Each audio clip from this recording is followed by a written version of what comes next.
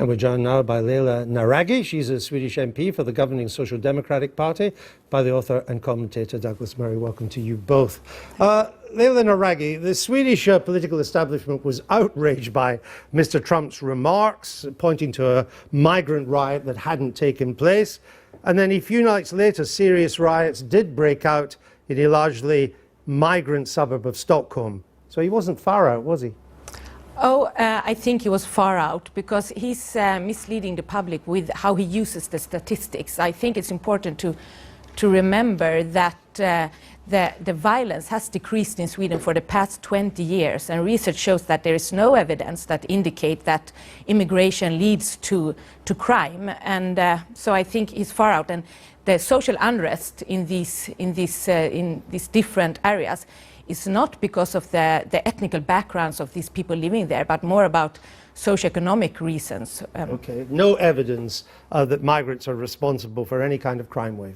Well, the problem about this story, if I can say so, it reminds me of what happened after the Charlie Hebdo and other terror attacks at the Jewish supermarket in Paris a couple of years ago, when, if you remember, also a Fox News commentator said something that was sort of outlandish about Paris, and the mayor of Paris threatened to sue Fox News, saying, you know, you're making our city look bad. It's a bit like that. We're sort of why? Because the truth on this lies between Donald Trump and the Swedish authorities on this.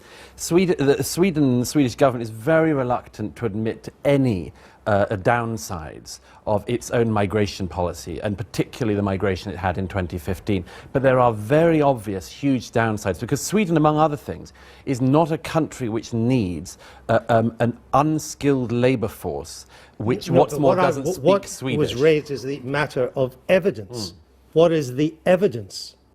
Well, first of all, if I can say so, the rape statistics in Sweden that have been cited are familiar with the rape statistics across other countries that have seen similar forms of migration. Danish authorities and the Norwegian authorities have recorded similar things, which is a very large. They're not broken down by ethnicity, well, so we don't know. This is part. This is part of the problem. Well, let me get Leila Naragi to respond to that. It's again a lot of lies and rumors going about. When it's about, for example, rape that was raised here, it's difficult to compare the statistics, because in Sweden, for example, many crimes that in other countries are labeled as bodily harm or assault are in Sweden actually labeled as rape. Also how you count it, because if a woman goes to the police and report that her husband or boyfriend has raped her every night for 1 year, in Sweden that is counted as 365 offences, while in many other countries it's counted as one. You know, we can argue on the statistics, but something's going wrong. I mean, I look at the recent news from Sweden. 6 Afghan child refugees committed suicide in the last 6 months. Unemployment among recent migrants now 5 times higher than it is among non-migrants. 5 times higher. We've seen gang violence in Malmö, where a British child was killed by a grenade. Rioting in Stockholm. The police in Sweden say there are now 53 areas of the country where it is now dangerous to patrol. Something's going wrong. Let me get back to what I think is the core at this debate, if I may, and that is the right for people that are fleeing war and political persecution to seek asylum. That is a human right. And we in Sweden, we are not naive. We don't think that we can do everything. But we want to live up to our obligation, as every country has an obligation to receive asylum seekers. But the thing is that you've changed your policy on that, haven't you? Because having taken in 163,000 people in 1 year alone, you then closed your borders, I think very wisely. You closed the border, which was open, which meant that 10,000 people a day at one point were walking from Denmark into Malmö.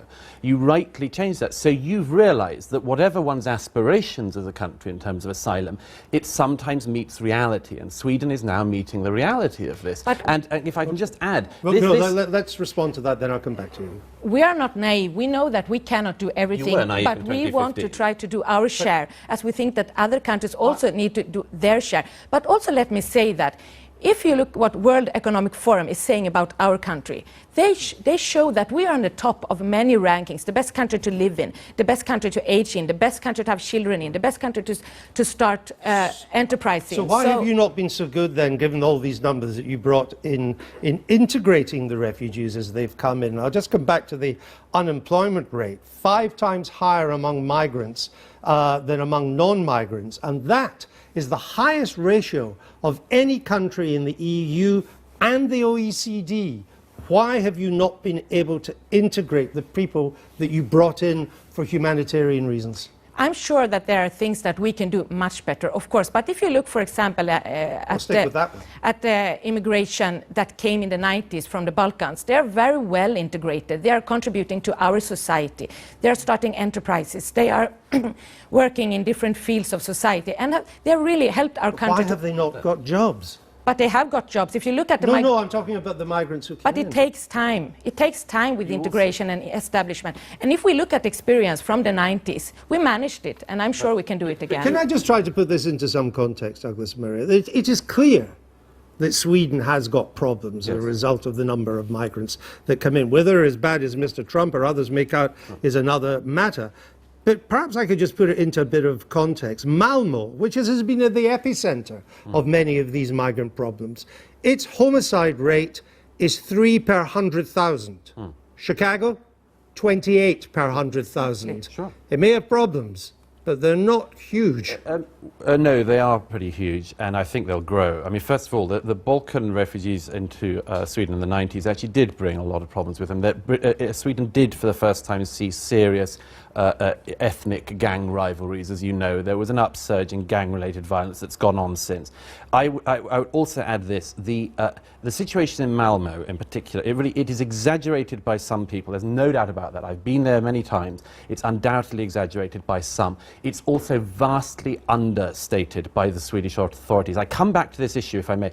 Take just before this recent influx. In 2010, 1 in 10 Jews in Malmo, of the remaining Jewish populations, registered some form of attack on them. It got so bad in 2010 that non-Jews in Malmo volunteered to escort Jewish people to services in Malmo because of the upsurge in anti-Semitism. And let me, one other very quick thing. I mean, you've had a good say, and I've got to be fair here. Leila Naragi, what do you say to that? I say that there are people trying to frame our country in a certain way to push their own agenda. I regret, for example, that President Trump is trying to slander our country. No, I know you do that, but what's your answer to the specific point on Malmo? I'm saying that if you speak to people in Malmö and also to different congregations, they say that themselves are working together with authorities to improve this. And I say again that there are a lot of people trying to spread rumors and lies that are not... Say, your situation is very like the situation we had in Britain when we had these situations in Rotherham and elsewhere. 1,400 girls were raped in Rotherham before the authorities, by which I mean the local police, the local council and others, even admitted it was going on. That happened in Britain in the last decade. Similar phenomenon.